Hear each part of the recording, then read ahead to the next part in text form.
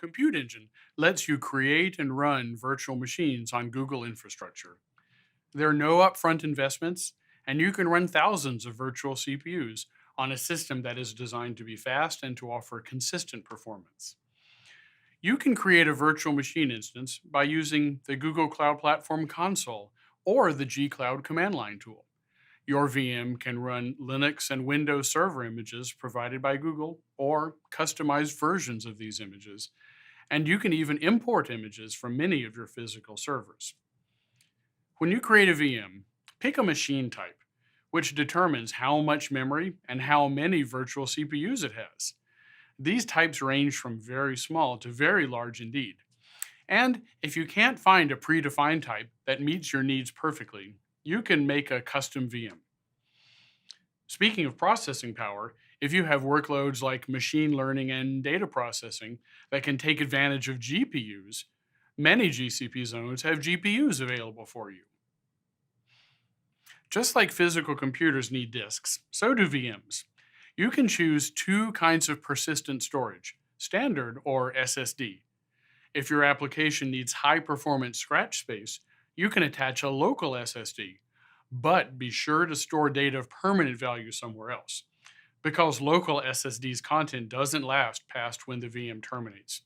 That's why the other kinds are called persistent disks. Anyway, most people start off with standard persistent disks, and that's the default. You'll also choose a boot image. GCP offers lots of versions of Linux and Windows ready to go, and you can import your own images too. Lots of GCP customers want their VMs to always come up with certain configurations, like installing software packages on first boot. It's very common to pass GCP VMs startup scripts that do just that. You can also pass in other kinds of metadata too. Once your VMs are running, it's easy to take a durable snapshot of their disks. You can keep these as backups or use them when you need to migrate a VM to another region. Suppose you have a workload that no human being is sitting around waiting to finish. Say, a batch job, analyzing a large data set. You can save money by choosing preemptible VMs to run the job. A preemptible VM is different from an ordinary Compute Engine VM in only one respect. You've given Compute Engine permission to terminate it if its resources are needed elsewhere. You can save a lot of money with preemptible VMs, although be sure to make your job able to be stopped and restarted.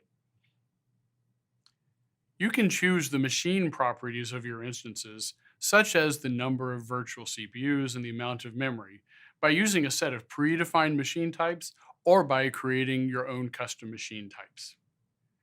I mentioned a bit ago that you can make very large VMs in Compute Engine.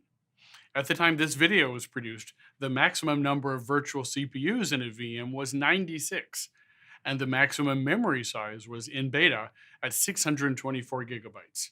Check the GCP website to see where these maximums are today. These huge VMs are great for workloads like in-memory databases and CPU-intensive analytics, but most GCP customers start off with scaling out, not scaling up. Compute Engine has a feature called auto-scaling that lets you add and take away VMs from your application based on load metrics. The other part of making that work is balancing the incoming traffic across the VMs. And Google VPC supports several different kinds of load balancing. We'll consider those in the next section.